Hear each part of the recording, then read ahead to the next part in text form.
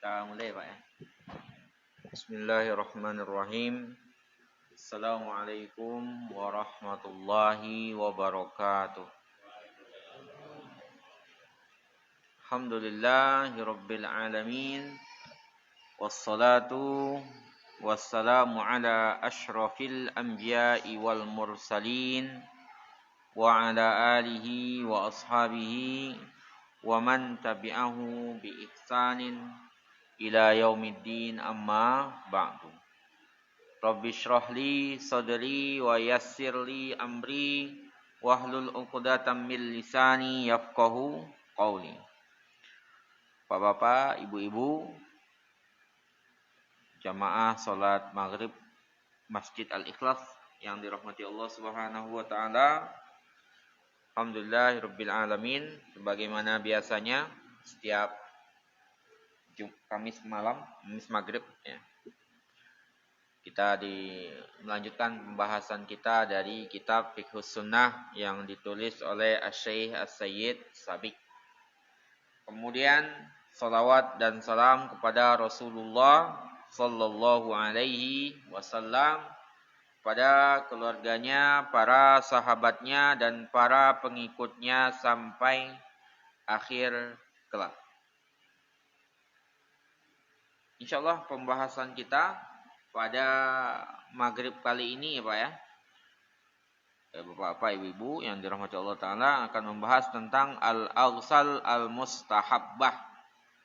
Mandi yang disunnahkan ya. Mandi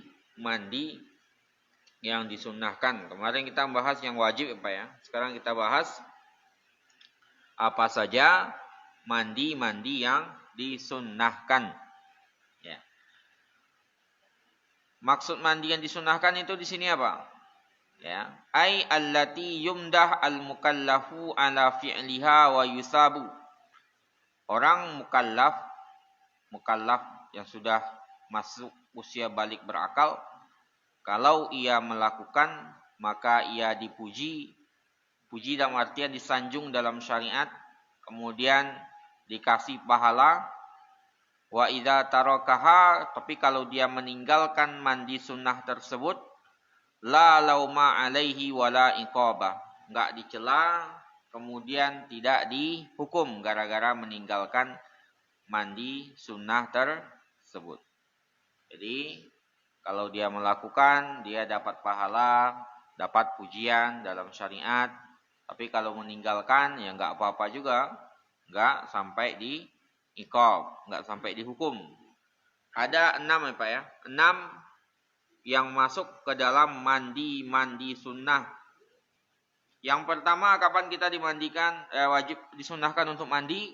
Yang pertama adalah waslul jumu'ati. Mandi di hari Jumat. Ini besok hari Jumat ya Pak ya. Nah, itu disunnahkan mandi ya, disunnahkan mandi. Kenapa disunnahkan mandi? Lima kana yaumul jumu'ati, karena hari Jumat itu yaumu ijtima'in, hari berkumpul, lil ibadati, untuk ibadah, was salat ya, lil ibadah, untuk salat, untuk ibadah. Karena hari Jumat itu hari kita berkumpul untuk beribadah. Seringkali disebut hari raya ya, per minggu ya. Was salatu amrun wassalah, lil ibadati wassalah, untuk ibadah dan salat. Amara syari', kemudian syariat Allah memerintahkan bil ghusli, untuk mandi, wa akadahu, dan ditegaskan. Ya, makanya sunnah mandi Jumat itu sunnah muakkadah ya Pak ya, sangat dianjurkan. Kenapa? Liyakunal muslimuna, agar kaum muslimin fi ijtima'ihim, dalam berkumpul tadi, kan datang ke masjid bersama-sama berkumpul, maka diharapkan ketika mereka berkumpul itu ala ahsani halin, berada dalam kondisi terbaik,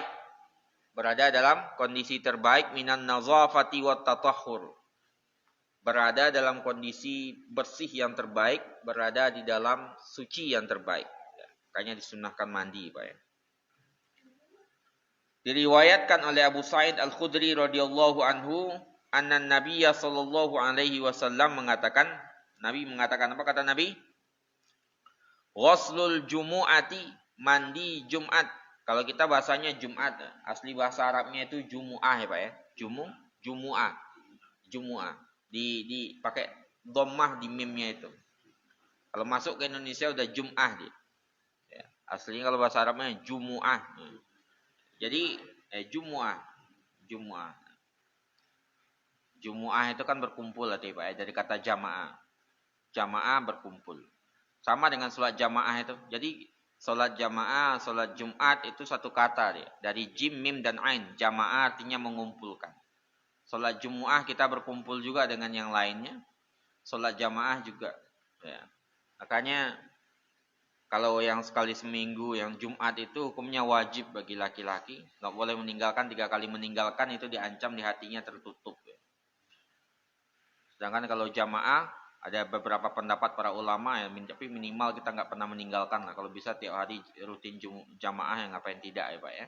Karena Abdullah bin Umi Maktum itu kan buta, tapi semangat pengen ke masjid. Kita yang jangan sampai kita mata melek tapi hati buta, itu jangan. Ya. Kalau Abdullah bin Umi Maktum kan mata beliau yang buta tapi hatinya bercahaya. Kita jangan kebalikan. Jadi kita ya. Jadi Abu Sa'id Al-Khudri, ghuslul jumu'ati, mandi Jumat itu wajibun.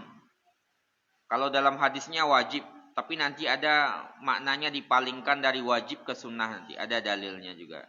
Tapi kalau teksnya itu wajib ini. Ghuslul jumu'ati, mandi Jumat itu wajibun. Di sini begitu bahasanya, wajib ala kulli muhtalimin, kepada semua yang sudah bermimpi. Sudah bermimpi artinya sudah balik berakal, sudah mimpi basah. Wa ayyamussa minat tibi, kemudian memakai wewangian mayakdiru alaihi, sesuai dengan kemampuannya. Jadi 2 yang disunahkan Pak ya. Pertama mandi, yang kedua pakai wewangian, pakai parfum yang terbaik. Ya, pakai parfum yang terbaik. Nanti ada tujuannya, salah satunya untuk enggak mengganggu orang, bau kita biar enggak mengganggu orang. Ya, nanti kita akan lihat penjelasannya lebih dalam lagi. Ya. Diriwayatkan oleh Bukhari dan Muslim. Jadi lafaznya mandi Jumat itu wajib bagi setiap yang bermimpi dan memakai wewangian semampunya. Maksud dengan orang yang bermimpi di sini adalah al-baligh, wal murad bil muhtalim al-baligh, orang yang sudah balik berakal. Ya.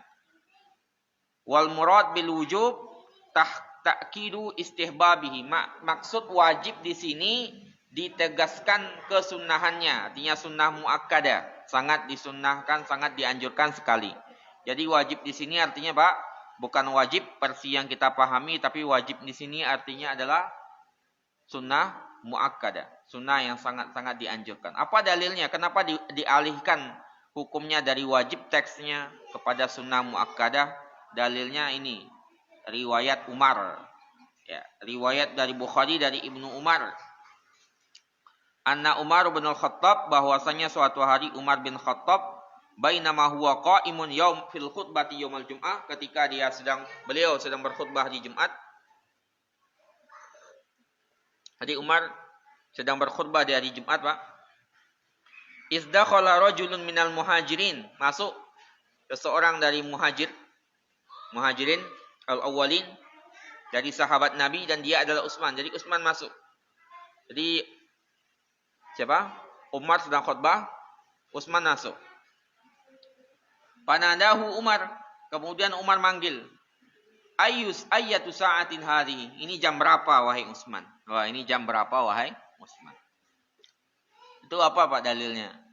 Jadi kalau bicara antara khotib dengan makmum itu ketika Jumat itu enggak apa-apa. Yang enggak boleh itu antara jamaah dengan jamaah itu enggak boleh. Ya. Tapi kalau khotib dengan orang yang baru dengan siapapun, makmum yang ada di depan dia bisa ngomong dengan orang itu. Ya. Itu banyak terjadi dalam kenabian, kisah hadis-hadis Nabi.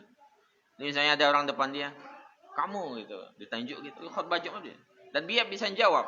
Yang enggak boleh itu dia ngomong kiri kanan. Sesama jamaah enggak boleh. Tapi khotib dengan makmum bertanya kepada khatib, itu banyak riwayat hadis begitu. Ini salah satunya. Jadi Umar lagi berkhutbah, masuk Utsman, ditanya, "Ayu sa'atin hadhihi?" Jam berapa ini? Ya. Kata Utsman, "Ini syughiltu." Ya, saya sibuk. Kan dijawab itu. Lagi khutbah gitu ya. Ini khutbah itu yang enggak boleh tuh kiri kanan ya, Pak ya. Ya, kiri kanan. Jamaah dengan jamaah yang enggak boleh. Tapi khatib dengan makmum dengan khatib, kalau perlu dipertanyakan nggak ada masalah sebenarnya. Tapi kan itu jarang terjadi di kita. Ya instruksi boleh. Ketika khutbah itu aslinya boleh memang. Tapi kan jarang terjadi. Nanti takut dimarahi orang gitu ya. Takut dimarahi orang. Mungkin lama aja gitu ya. Orang pengennya kan cepet. Tapi ada itu terjadi. Di zaman Nabi itu sering terjadi Arab Badui instruksi. Ada para itu ya. Nah, ditanya. Ini syughil tuh. Saya sibuk. Kata Utsman. Walam angqalib ila ahli. Saya belum pulang kepada keluargaku, belum pulang ke rumah. Hatta sami'tu ta'zin, sampai saya mendengar azan. Falam yazid an atau tawaddatu. Saya enggak lebih daripada berwudu aja gitu ya. Jadi saya sedang sibuk, kata Utsman, belum sempat pulang, azan sudah kedengeran. Saya enggak sempat kecuali cuman berwudu saja. Jadi mandi belum sempat. Dikatakan oleh, kemudian Umar mengatakan, al-wudu aidan, ya wudu itu ya juga. Waqad alimta anna Rasulullah kana ya'muru bil ghusl. Engkau kan tahu Nabi memerintahkan untuk mandi. Kata Umar kepada Utsman. Ya wudu ya juga, kata Umar. Tapi kan engkau tahu bahwasanya Nabi memerintahkan untuk mandi. Nah, apa kata Imam Syafi'i? Apa kata Syafi'i mengomentari hal ini? Lam yatruk Utsmanu as-salata lil ghusli. Ya. Utsman tidak meninggalkan salat karena mandi tersebut. Walam ya'mur Umar bil khuruji lil ghusl. Kalau seandainya mandi tadi wajib, Pak, mandi Jumat tadi, maka seharusnya Umar itu Utsman pulang dulu ke rumahnya mandi. Karena belum mandi. Kalau seandainya wajib. Ya. Itu pemalingan maknanya. Dan kalau seandainya wajib, maka seharusnya Umar menyuruh Utsman untuk pulang. Mandi dulu kamu ke rumah kan gitu. Jangan sholat dulu. Tapi nyatanya Utsman tetap sholat. Umar membiarkan. Cuman menegurnya. Itu menunjukkan maknanya berpaling dari wajib ke sunnah muakkadah. Ya. Jadi tulisannya di hadis itu wajib, tapi dipalingkan maknanya. Kenapa dipalingkan maknanya ke sunnah? Karena ketika itu Umar tidak menyuruh Utsman untuk pulang, kamu belum mandi dulu. Kalau gitu seandainya itu menjadi wajib hukumnya nanti. Atau misalnya Utsman meninggalkan sholat karena dia sahabat, nggak mau sholat kecuali mandi, itu akan menjadi wajib. Buktinya Utsman tetap sholat dan Umar dibiarkan sama Rasulullah. Itu kata Imam Syafi'i begitu. Pendalilannya begitu. Ya Pak ya. Dalla azalika ala annahuma, ya. Hal itu menunjukkan bahwasanya keduanya Abu Bakar dan Umar itu qad alima, ya, sudah mengetahui dengan sebaiknya bahwasanya annal amra bil ghusli, bahwasanya perintah untuk mandi itu lil ikhtiyar. Lil ikhtiyar itu artinya pilihan. Kalau mau mandi ya silahkan, kalau enggak ya enggak apa-apa, tapi dia sunnah muakkadah. Ya, gitu Pak ya. Itu yang memalingkan maknanya di situ. Wa yadullu ala istihbabil ghusli aidan, dan ini juga menunjukkan sunnahnya mandi. Ya.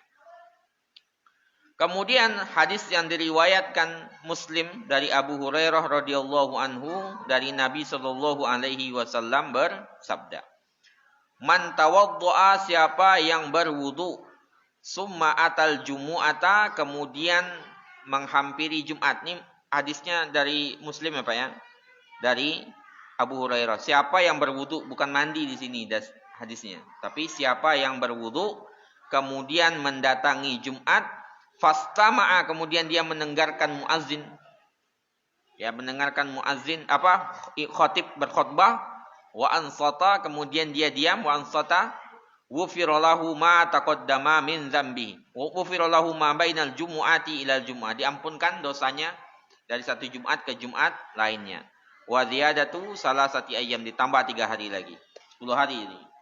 Jadi di situ dikatakan siapa yang berwudu kemudian eh, mendatangi Jumat, mendengar khatib berkhutbah, kemudian diam, nggak berbicara apapun ya Pak ya, benar diam, maka diampunkan ma bainal jumu'ah ilal jumu'ah, antara satu Jumat dengan Jumat yang lainnya diampunkan dosa-dosanya, wa ziyadatu salasati ayyam, ditambah 3 hari lagi, 10 hari. Nah, diampunkan dosanya ketika itu. Maka apa kata Imam Al-Qurtubi ya tentang istidlal berdalil dengan hadis ini tentang kesunahannya ya. Zikrul wudu wa ma ma'ahu murattaban alaihi thawab al-muqtadha lis-sihha ya. Penyebutan wudu kan disebutkan cuma wudu ya Pak ya. Kemudian urutan yang disebutkan di situ, urutannya apa tadi? Berangkat, mendengarkan, diam ya. Itu urutannya yang ada pahalanya itu. Itu menunjukkan apa? Menunjukkan kesohihannya, sahnya. Artinya kalau cuma sekedar wudhu saja, kemudian orang tadi berangkat ke masjid, mendengarkan khatib, diam, maka itu sudah sah kata Imam Al-Qurtubi. Dari wudhu saja. Itu yang memalingkan makna juga itu Pak, hadis itu. Memalingkan maknanya dari wajib ke sunnah mu'akkadah. Tapi sunnahnya sunnah mu'akkadah ya Pak ya. Sunnah mu'akkadah itu satu level di bawah wajib.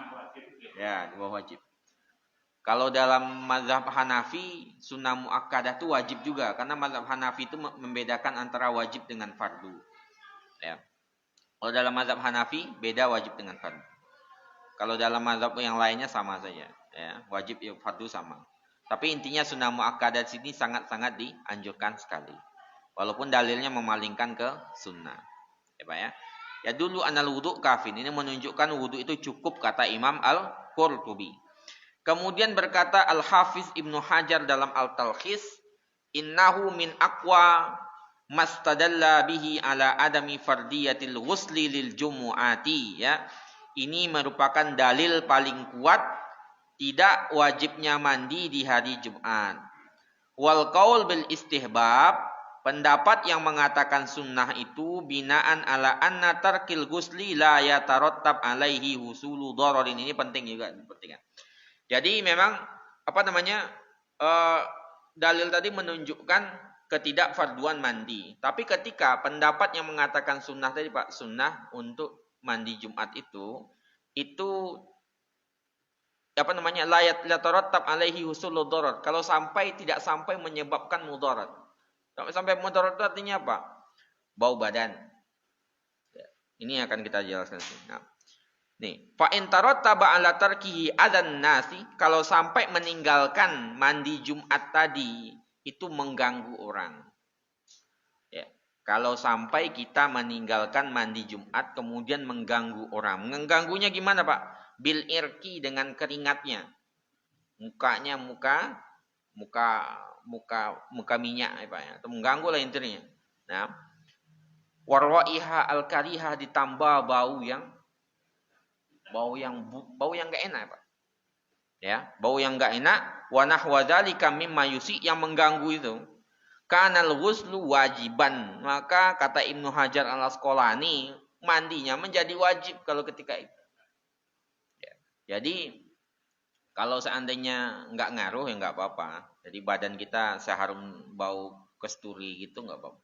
Tapi kalau seandainya berbau ya Pak ya, ganggu orang misalnya, nanti orang tutup mulut terus, ini yang ganggu, itu berarti harus menjadi wajib jadinya. Itu kata Ibnu Hajar Al-Asqalani. Ya. Dalilnya apa Ibnu Hajar ini Pak? Dalilnya adalah hadis Abu Hurairah. Ya. Nabi Shallallahu Alaihi Wasallam mengatakan, hakun ala kulli muslim, ya wajib bagi setiap muslim an yaghtasil, untuk mandi fi kulli sab'ati ayamin yauman, sehari dalam 7 hari. Oh, ini dalil mahasiswa ini Pak, mandi sekali seminggu. Nah, jadi wajib bagi setiap muslim untuk mandi dalam mahasiswa bukan mahasiswa Pak, mahasiswa ini biasanya seminggu sekali gitu ya. Itu hadisnya Ibnu Hajar. Jadi setiap minggu, ya, beberapa teman memang ya dari Afrika itu memang jarang mandi memang. Kayaknya dalilnya ini. Nah, itu teman-teman dari India juga biasanya gitu, jarang mereka, ya jarang mandi. Enggak, kalau kita orang Asia itu memang rajin mandi, 3 kali kadang-kadang sehari itu. Nah, Dalilnya ini enggak tahu juga. Ini salah satu dalil yang menjadi dalil dari Ibnu Hajar Al-Asqalani mengatakan hakun ala kulli muslim, hak bagi setiap muslim ayyak tasil untuk mandi fi kulli sab'ati ayyamin yauman. Setiap 7 hari mandi sehari. Nah, sehari. Yaksil fiha ra'sahu wa jasadahu ya, memandikan di situ, dibasuh di situ kepalanya dan jasadnya, badannya. Ini diriwayatkan oleh Bukhari dan Muslim ya. Kemudian hadis mereka membawa hadis ini dalam bab ini zahirnya. Kemudian menolak yang sebaliknya. Artinya apa? Setiap yang sekali dalam seminggu itu ada di hari Jumat itu. Ke situ dibawanya sama Ibnu Hajar Al-Asqalani ya. Selama kan 7 hari enggak mandi, berarti di hari Jumat itu biar enggak baunya enggak kemana-mana, mandi di hari ke 1 hari itu dalam 7 hari itu. Ya. Kita boleh bertanya kepada yang kuliah di di luar negeri misalnya, itu pasti rata-rata teman-teman dari Afrika atau dari India itu mandinya memang jarang mereka. Ya, makanya Jumat itu ditegaskan. Ya, kalau kita ya mungkin kalau nggak kerja keras banget itu nggak ngaruh insya Allah Pak ya, nggak ngaruh. Tapi jangan nggak mandi, mandi Jumat tetap ya Pak ya. Sunnah muakkadah insya Allah, sunnah muakkadah. Nanti kita bahas ini Pak, ntar lagi. Ini paragraf berikutnya. Nah, nanti kapan mandinya berlaku akan dibahas di sini. Nah, ini Pak. Pertanyaan jenengan ini sudah. Wa waqtul ghusli, waktu untuk mandi itu yabtaddu, membentang min tulu'il fajri, dari terbitnya fajar. Terbitnya fajar itu apa, Pak? Ya, subuh itu. Jadi kalau misalnya jam 3, jam 4, jam 2 itu enggak masuk mandi Jumat di situ. Ya, yamtaddu min tulu'il fajri. Azan berkumandang itu masuk di situ. Ya, azan berkumandang terus kita mandi dulu, oke. Tapi kalau seandainya jam 3, jam 2 gitu, sejam sebelum subuh enggak masuk, atau berapa menit sebelum subuh enggak masuk. Karena yamtaddu membentang dari tulu'il fajri, masuk terbitnya fajar, ila sholatil jumu'ati, sampai sholat Jumat itu sendiri. Ya. Jadi waktunya membentang di situ. Jadi enggak bisa diniatkan enggak diniatkan dari tengah malam gitu, enggak bisa. Enggak bisa Pak ya. Jadi harus dari situ. Wa in kanal mustahab, walaupun sunnahnya itu bolehnya ya Pak ya. Itu waktu bolehnya. Waktu jawaznya bolehnya dari terbitnya fajar sampai waktu Jumat. Tapi mustahabnya, sunnahnya itu kapan? Ayat tasilal ghuslu bidzahab. Kita berangkat mandi itu bertali dengan berangkatnya. Kita mau berangkat sebentar lagi ya, kita udah mandi berangkat gitu ya Pak ya. Itu sunnahnya gitu. Jadi mandi berangkat. Jadi mandi dulu kemudian berangkatnya baru sekian. Sunnahnya enggak begitu. Sunnahnya adalah kalau bisa kita mandi berangkat langsung. Ya, misalnya berangkat jam 11 misalnya. Ya, kita mandi jam di angka 10 itu, 10.50 mandi, langsung berangkat. Pakai baju yang bagus, pakai parfum, berangkat. Itu waktu sunnahnya. Jadi waktu bolehnya dari terbitnya matahari sampai Jumatan. Itu waktu bolehnya. Waktu sunnahnya mandi berangkat. Sunnahnya gitu, mandi berangkat. Wa idza ahdasa ba'dal ghusli yakfihil wudu. Ya, kalau seandainya ia berhadas setelah mandi, maka cukup baginya berwudu. Jadi enggak usah mandi lagi ya. Ini hadas kecil maksudnya Pak ya, bukan hadas besar. Kalau hadas besar jelas mandi lagi. Berkata Al-Asram, saya mendengar Ahmad ditanya tentang orang yang yang mandi kemudian berhadas, hal yakfihil wudu? Naam, kata Ahmad bin Hambal. Walam asma' fihi a'la min hadza min hadis Ibnu Abza. Ya, saya tidak mendengar lebih tinggi dari ini dari hadis Ibnu Abza. Ahmad menunjukkan riwayat dari Ibnu Abi Syaibah dengan pensanadannya hasan dari Abdurrahman bin Abza dari bapaknya, ya, walahu suhbah, dan dia memiliki persahabatan ya, menjadi sahabat Nabi sallallahu alaihi wasallam. Annahu kana yaghtasil yaumul jum'ah, ia mandi pada hari Jumat kemudian berhadas fayatawadda wa la yu'idul ghusl. Ia berwudu dan tidak mengulang mandi lagi. Wa yakhrut waqtul ghusli, keluar waktu mandi itu Pak, bil faraq minas shalah. Ya, selesai dengan salat Jumat berarti waktunya juga sudah habis. Ya. Sudah habis untuk sunnah mandi itu. Faman ightasala ba'da shalah, siapa yang mandi setelah Jumatan, la yakunu ghuslan lil jumu'ati, berarti enggak dihitung sebagai mandi Jumat. Ya, kalau setelah Jumat berarti enggak dihitung mandi Jumat. Wala yu'tabar fa'iluhu atiyan bima umira bihi. Orang yang melakukannya enggak dianggap menjalankan perintah untuk mandi tersebut. Ya, hadisnya berdasarkan hadis Ibnu Umar. Nabi sallallahu alaihi wasallam bersabda, "Idza jaa ahadukum ilal jumu'ah," kalau salah seorang di antara kalian akan mendatangi Jumatan, falyaghtasil, maka mandilah. Dalam riwayat Muslim juga sama. "Idza arada ahadukum an ya'tiyal jumu'ah falyaghtasil." Ya, kalau salah seorang di antara kalian ingin mendatangi Jumat, maka mandilah. Dihikayatkan dari Ibnu Abdul Bar ijma' ya, dalam hal ini. Itu yang pertama ya Pak ya. Jadi yang pertama adalah mandi Jumat. Disunahkan, sunnah muakkadah. Ya, tidak sampai wajib kecuali kita memiliki dalam kondisi misalnya berkeringat sekali atau badan tidak enak baunya, itu mandilah, itu mandi untuk keluar dari perbedaan pendapat sehingga tidak mengganggu yang lainnya. Yang kedua Pak, yang disunnahkan kita untuk mandi adalah ghuslul aidain, mandi di 2 hari raya. Hari raya Idul Fitri, hari raya Idul Adha, kita disunnahkan untuk mandi. Mandi ini sama kayak mandi wajib yang disunnahkan ini Pak ya. Jadi teorinya gitu. Dia sunnah tapi caranya sama kayak mandi wajib. Istahabbal ulama'u al-ghusla lil aidaini. Ya. Jadi para ulama bersepakat sunnahnya, mengijma sunnahnya, mensunnahkan mandi 2 hari raya. Walam ya'ti fi dzalika hadisun shahihun. Tidak ada hadis sahih yang memerintahkannya. Kalau sunnah mandi di hari raya itu Pak, para ulama yang berpendapat di situ. Tapi kalau hadis sahihnya enggak ada gitu ya. Enggak ada. Kemudian dikatakan dalam Badrul Munir, ahadisu ghuslil aidain dhaifah, ya. Hadis-hadis yang terkait dengan mandi di 2 hari raya itu dhaif, lemah. Tapi ada asar, wa fiha asarun anis sahabah. Ada asar itu artinya riwayat dari para sahabat, enggak sampai ke Nabi, cuma sampai di sahabat itu, ya. Itu kedudukannya jaidah. Jadi dalilnya itu. Jadi dalilnya perbuatan para sahabat. Para sahabat yang mengatakan. Tapi kalau dalil dari Nabi sendiri yang terkait dengan mandi di 2 hari raya itu tidak ada yang mencapai sahih. Cuma sampai dhaif ya Pak, lemah. Tapi enggak apa-apa kita makan, karena para sahabat juga menjalankan itu. Ya. Itu yang kedua. Yang ketiga, kita disunnahkan untuk mandi Pak, ghuslu man ghassala maitan. Orang yang memandikan mayat, memandikan jenazah, itu disunnahkan untuk mandi.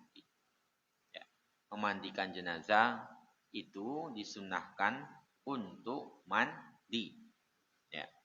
Yustahabbu disunnahkan liman ghassala maitan bagi siapa saja yang memandikan mayat atau jenazah, ayyagtasil inda katsirin min ahlil ilmi. Disunnahkan untuk mandi, ini adalah pendapat sebagian besar ulama. Jadi kalau kita habis memandikan jenazah Pak, jenazah siapapun, sunnahnya mandi, ya mandi setelahnya. Sunnahnya, dia enggak wajib, sunnah. Tapi kita jalankan sunnah itu. Berdasarkan hadis Abu Hurairah, Nabi sallallahu alaihi wasallam bersabda, "Man ghassala maitan falyaghtasil." Siapa yang memandikan jenazah, mandilah. Wa man hamalahu, siapa yang memikulnya, itu falyatawaddo, berwudu setelahnya. Berwudulah. Barang siapa yang membawa, maka berwudulah. Berwudu. Siapa yang membawa itu Pak? Berwudu. Nah, bukan membatalkan wudu di situ, tapi disunnahkan untuk memperbarui wudunya. Nah, bedakan. Sama dengan memandikan mayat, sebelumnya sudah kita bahas juga, itu tidak membatalkan wudunya, tapi memang dia disunnahkan untuk mandi. Disunnahkan, tapi bukan membatalkan wudu. Bedakan keduanya. Ini diriwayatkan oleh Ahmad, Ashabus Sunan dan selain mereka. Wa qad ta'ana al-a'immatu fi hadzal hadis, ya. Sebagian imam memang mempermasalahkan hadis ini. Hadis yang mengatakan siapa yang memandikan tadi mandi, ya, siapa yang membawa berwudu, itu dipermasalahkan sebagian para ulama. Berkata Ali Al-Madini, Ahmad Ibnul Munzir Ar-Rafi'i dan selainnya, mereka mengatakan lam yusahhi ulama ul hadis bi hadzal babi syai'an.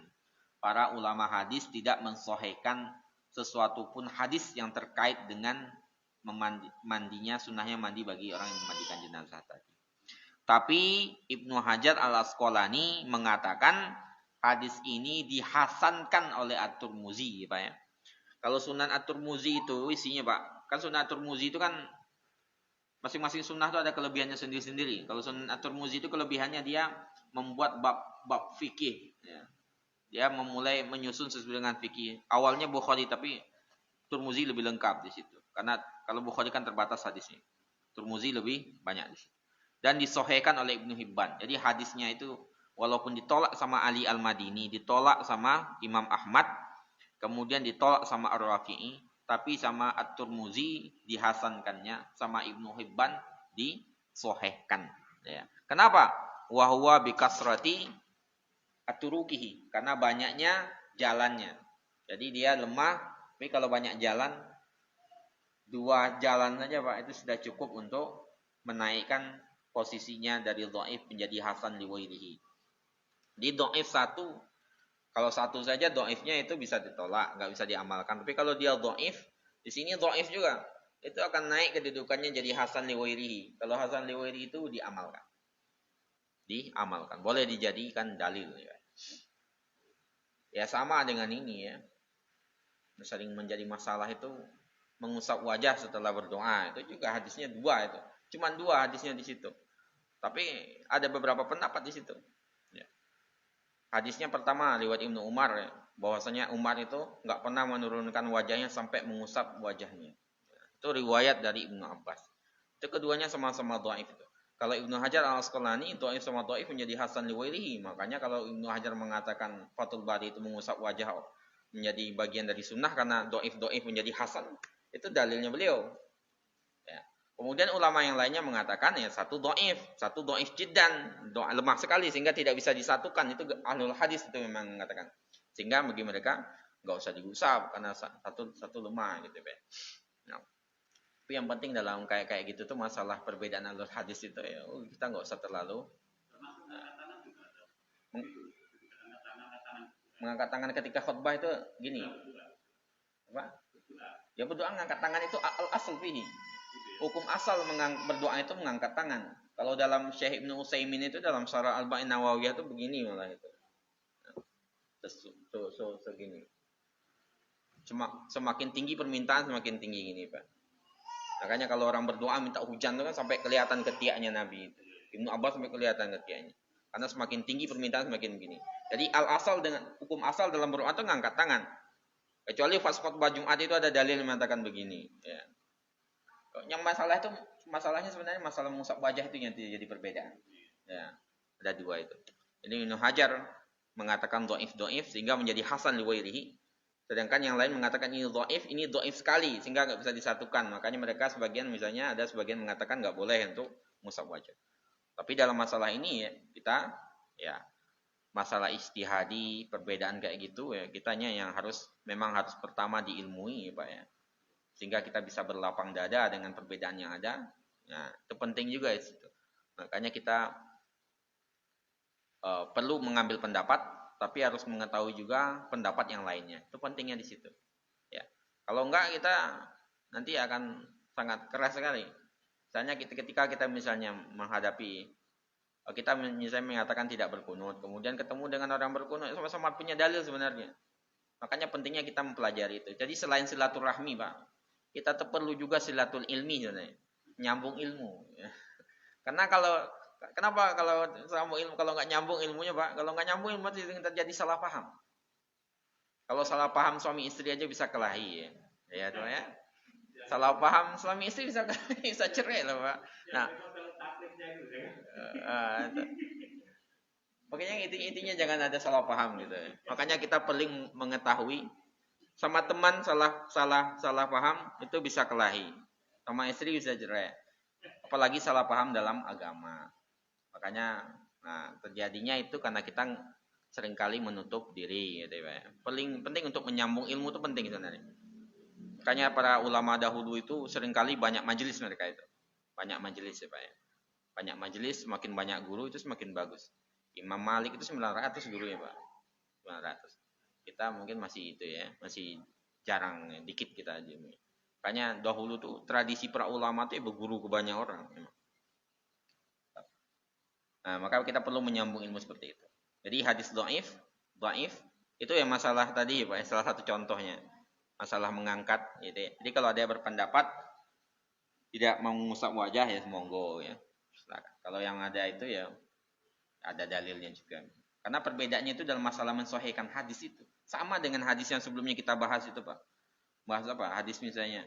Apakah menyentuh kemaluan itu membatalkan wudhu atau tidak? Itu perbedaan keras juga di kalangan para ulama itu. Masalahnya apa? Masalahnya hadisnya sama. Nah, tapi mensahihkan enggaknya itu yang membedakan. Dan mensahihkan hadis itu Pak sama rumitnya kayak fikih. Ya, jadi masalah sahih enggak sahih hadis itu tuh sama rumitnya kayak fikih. Ya, sama rumitnya kayak fikih. Makanya masalah fikih itu dulu dosen saya itu bilang kalau fikih itu kita dikumpulkan bukunya ini satu masjid ini belum itu. Belum selesai masalah fikih itu. Tapi kalau usul fikih itu terlalu dikit memang. Kalau makanya kita penting usul itu dasarnya ilmu fikih itu enggak begitu banyak sebenarnya. Tapi kalau fikih itu banyak sekali. Maka fikih itu memang kita ruangnya jangan terlalu ini keras boleh ya, tapi harus mengetahui sisi lain dari pendapat yang lainnya itu. Itu namanya silatul ilmi ya Pak ya. Nyambung ilmu. Jadi kita silaturahim, nyambung silatul ilmi juga. Hatinya harus nyambung juga. Ya, nyambung hatinya. Karena dalam perbedaan fikih itu yang dibutuhkan dua itu Pak. Pertama, keluasan ilmu. Yang kedua, kelapangan dada. Ya, kalau keluasan ilmu itu apa? Biar kita mengerti kenapa dia berbeda dengan kita. Kelapangan dada biar kita sabar juga. Kalau mau diskusi dengan cara yang baik gitu aja. Nah, jangan sampai dulu abad pertengahan Islam itu Pak, itu masa-masa mazhab berkelahi itu pernah itu.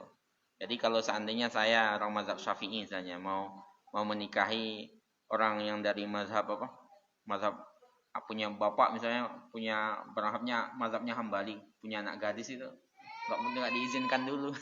Nggak diizinkan karena di luar itu padahal sama-sama muslim ya. Itu kita pentingnya di situ. Fikih fikih perbedaan pandangan perlu ya. Nah, Islam itu luas jangan kita itu ya. Jadi kita balik lagi Pak.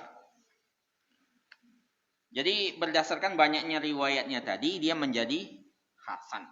Jadi memang ada dua pendapat di sini ya. Pertama, hadisnya enggak sahih sama sekali ya. Kemudian disahihkan para ulama lainnya. Itu pangkalnya itu Pak, pangkal masalahnya. Ya, pangkal masalahnya di situ. Ya. Fa ingkarun Nawawi ala Turmuzi tahsinuhu mu'tarad ya. Ketika Imam Nawawi mengingkari At-Turmuzi yang menghasankannya itu bermasalah. Nah, gitu kata Syekh Said Sabiq. Imam Zahabi mengatakan turuku hadzal hadis aqwa. Jalan hadis ini lebih kuat min iddati ahadis ihtajja bihal fuqaha. Ya, jalan hadis ini lebih kuat dari sejumlah hadis yang menjadi hujjah para ahli fikih ya. Wal amru fi hadzal hadis, perintah dalam hadis ini mahmulun 'alan nadab, dibawa ke sunnahnya. Ya, dibawa ke sunnahnya. Jadi yang tadinya itu ya kalaupun perintahnya ada maka dibawa kepada sunnah bukan kepada wajib ya. Lima rawa an Umar bin Khattab radhiyallahu anhu, ada beriwayat juga dari Umar bin Khattab radhiyallahu anhu, apa kata beliau? Kunna naghsilul mayyit, dahulu kami memandikan jenazah. Faminna may yaghtasil, kata Umar, di antara kami ada yang mandi, wa minna man la yaghtasil, di antara kami ada yang tidak mandi. Ada yang mandi, ada yang tidak. Nah, ini diriwayatkan juga oleh Khatib Al-Baghdadi dengan pensanadan yang sahih. Ya, Pak ya. Kemudian juga ketika Asma binti Umais memandikan suaminya. Asma binti Umais itu istrinya Abu Bakar. Jadi ini salah satu dalil yang membolehkan seorang istri boleh memandikan suaminya.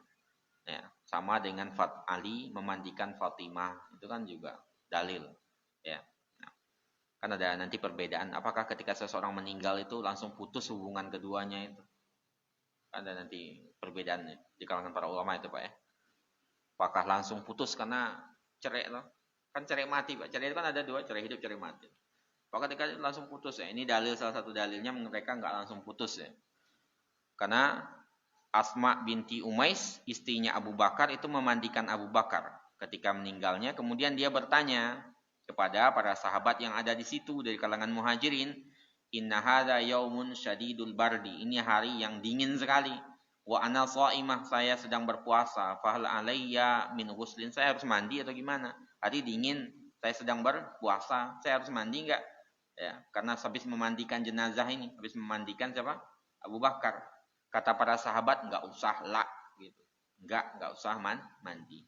Diriwayatkan sama Imam Malik. Itu yang menyatakan, hadis yang menyatakan apa? Tidak mandi sama sekali. Atau dibawa kepada makna apa? Nadab sunnah gitu. Bawanya ke situ. Jadi yang ketiga ya Pak ya. Mandi yang disunahkan itu apa? Orang yang memandikan jenazah. Walaupun ada khilaf di situ ya. Tapi salah satunya itu.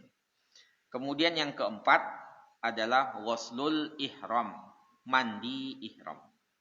Ya, disunnahkan mandi bagi orang yang ingin ihram haji atau umroh menurut jumhur ulama.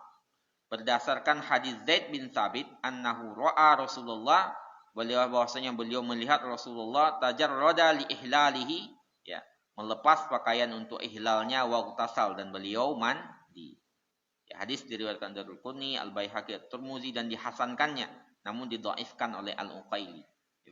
Jadi ada yang menghasankan.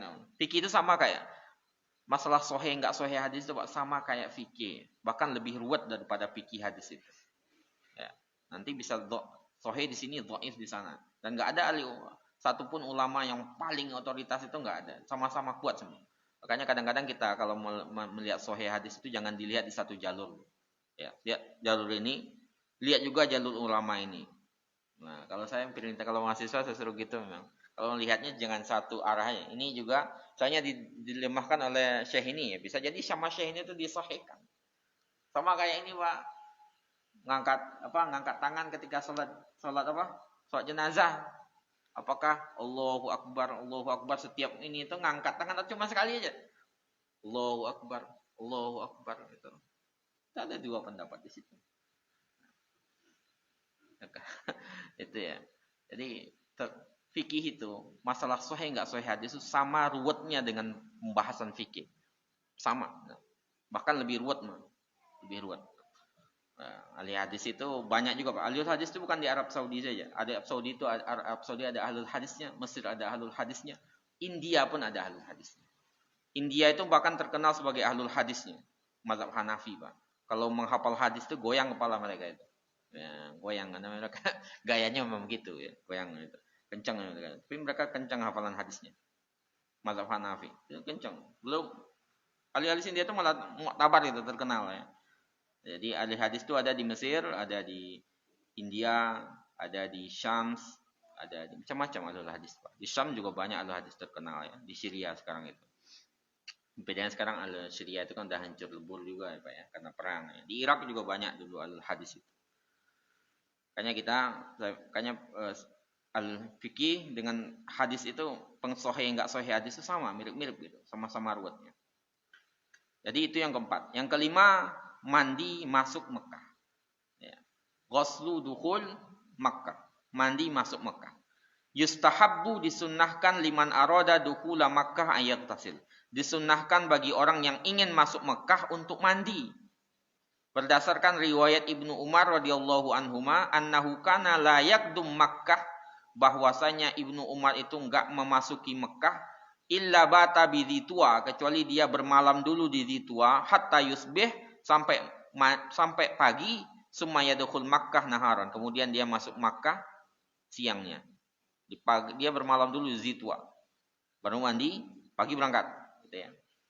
Wa yazkur an Nabi sallallahu alaihi wasallam annahu fa'alahu. Ya.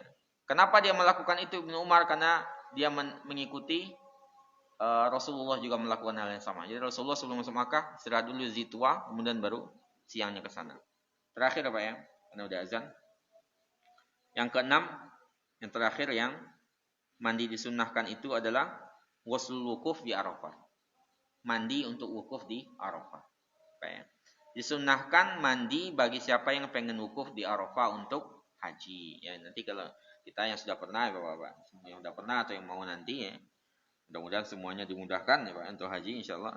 Ya, jadi ya mandi dulu untuk disunahkan mandi untuk wukuf di Arafah. Abdullah bin Umar mandi untuk ihramnya sebelum ya ihram. Kemudian masuk Makkah, kemudian wukuf ya Asyia Arafah di malam harinya di Arafah. Jadi itu ya Pak ya. Jadi itu sunnah-sunnah yang di mandi-mandi yang disunahkan kepada kita. Ya. Pertama tadi mandi Jumat, yang kedua tadi mandi di 2 hari raya, yang ketiga mandi bagi orang yang memandikan jenazah, yang berikutnya mandi ihram, kelima mandi masuk Mekah, yang terakhir mandi wukuf di Arafah. Insyaallah di pertemuan selanjutnya kita membahas tentang rukun-rukun mandi, arkanul wusul, rukun-rukun untuk mandi. Kita cukupkan demikian pertemuan kita di malam hari ini. Mudah-mudahan bermanfaat bagi kita bersama. Kita tutup dengan doa kafaratul majlis. Subhanakallahumma wa bihamdika asyhadu an la ilaha illa anta astaghfiruka wa atubu ilaik. Assalamualaikum warahmatullahi wabarakatuh.